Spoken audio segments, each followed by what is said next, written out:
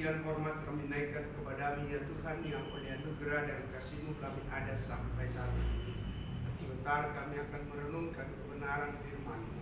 Buka hati dan pikiran kami supaya kami sungguh mengerti dan memahami. Berbicaralah kepada kami siap mendengarkan sabda-Mu. Dalam Kristus Yesus kami berdoa. Amin. Salam. Selamat pagi. Selamat Natal, selamat tahun baru kita semua. Ya, mari kita baca satu bagian kebenaran firman Tuhan yang saya ambil dari Ratapan 3 ayat 22 sampai 23.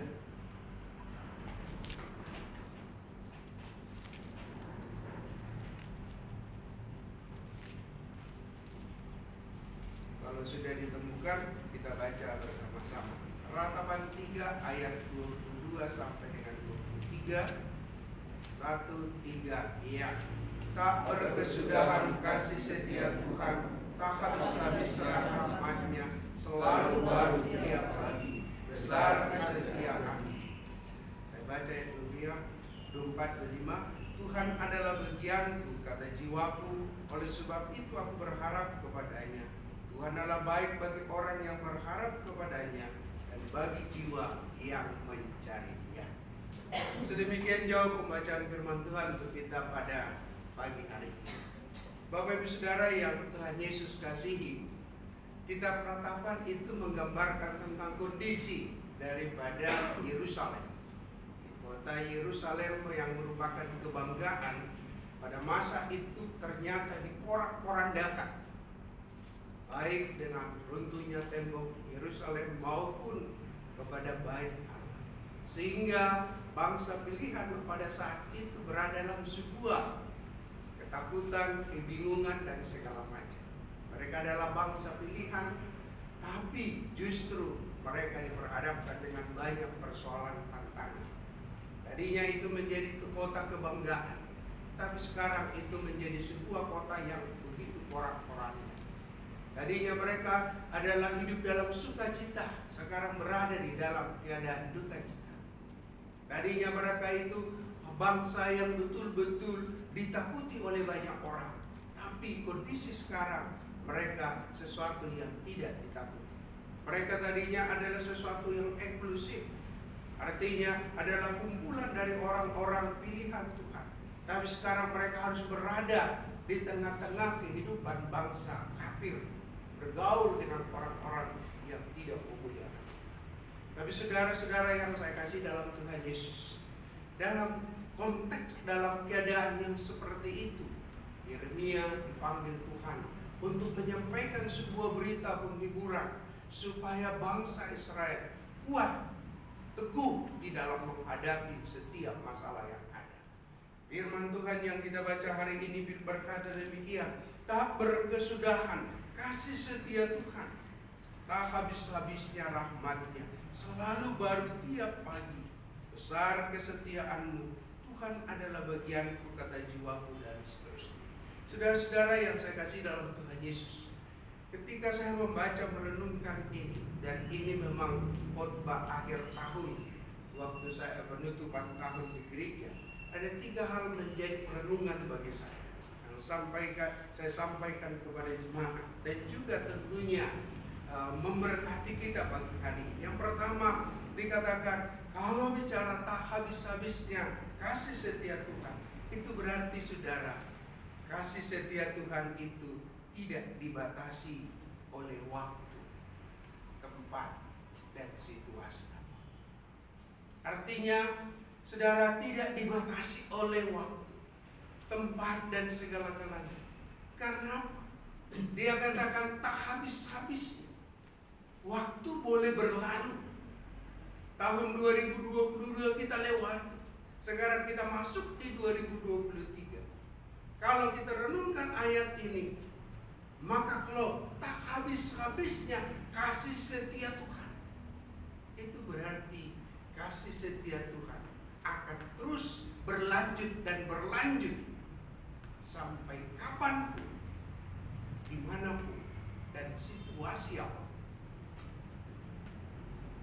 Banyak ketakutan oleh para ekonom, para ahli dan peneliti melihat kondisi yang ada di dunia, termasuk Indonesia. Kalaupun itu terjadi, tapi bagaimana kita mengimani dan memegang janji Tuhan? Oke lah, itu mungkin terjadi sesuatu malapetaka yang tidak pernah bisa dibatasi oleh siapapun, termasuk bangsa Israel, yang bangsa pilihan pun diperhadapkan dengan persoalan tantangan sesulit begitu sulit. Tidak berarti kita tak kalah mengikut Tuhan, lepas dari semua masalah. Tapi saudara, firman Tuhan ini mengingatkan saya secara pribadi dan meneguhkan, tak berkesudahan itu berarti masalah boleh ada, tapi kasih Tuhan akan dinikmati oleh setiap orang yang terus mencari dan berharap kepada Dia. Ayat 26. Artinya saudara-saudara, persoalannya nanti apakah kita berharap kepada Dia dan mencari Dia di dalam seluruh kehidupan kita. Maka kasih setia Tuhan itu akan terus berlanjut dan kita nikmati di dalam kehidupan kita tiap hari. Karena tidak dibatasi oleh waktu, oleh ruang, tempat, dan segala-galanya. Itu hal yang kedua, saudara, tak habis-habisnya kasih setia Tuhan. Saya pahaminya begini. Itu berarti tak habis-habisnya, itu persediaan Tuhan selalu ada. Selalu ada. Kita punya deposito boleh habis. THR boleh habis mungkin selama Natal dan Tahun Baru. Pengharapan kita mungkin juga bisa berhenti dan habis. Tapi kasih setia Tuhan selalu ada. Selalu ada. Artinya saudara-saudara, ini bagi siapa yang berharap dan mencari Dia di dalam seluruh kehidupan. Artinya persediaannya selalu ada. Saya tinggal dulu di Kunia di Tanjung Enim, itu di dekat tambang batu bara. Tambang batu bara kampus kami itu memang hak pakai dikasih oleh PT Tambang Bukit Asih. Tapi mereka bilang begini ke yang yayasan, kalian boleh pakai sampai kapanpun sebelum apa? Sebelum cadangan batu bara di Tanjung Enim itu habis. Kalau semua sudah habis cadangan batu bara itu, maka apa? Kampus itu yang sekian hektar itu bisa digusur. Bisa digusur. Karena artinya keadaan alam boleh habis. Yang di seluruh dunia ini boleh habis, ada waktunya. Termasuk hidup kita. Ada waktunya nanti kita akan kembali ke pencipta. Tapi ayat ini dikatakan tak habis-habisnya kasih setia Tuhan, itu berarti selalu ada tiap saat, dan Alkitab gambarkan di sini selalu baru. Selalu. Saudara-saudara, itu berarti persediaannya ada. Karena itu apa? Yang perlu takut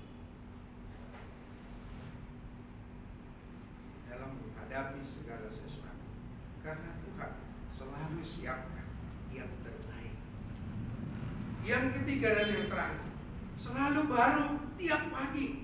Itu berarti yang kita terima tidak hanya itu-itu saja. Artinya selalu ada sesuatu yang baru yang Tuhan akan kerjakan dalam seluruh kehidupan kita. Apa yang kita sudah nikmati di tahun 2022 sudah lewat. Tapi dengan merenungkan kebenaran firman Tuhan ini, itu berarti di tahun 2023 ada sesuatu yang baru yang Tuhan akan kerjakan dan Tuhan siapkan dan perbuat di dalam kehidupan kita. Maka menulis dikatakan, Tuhan adalah bagianku, kata jiwa. Jadi kalau hati dan jiwa kita berkata seperti itu, maka Tuhan akan siapkan sesuatu yang terbaik di tahun-tahun.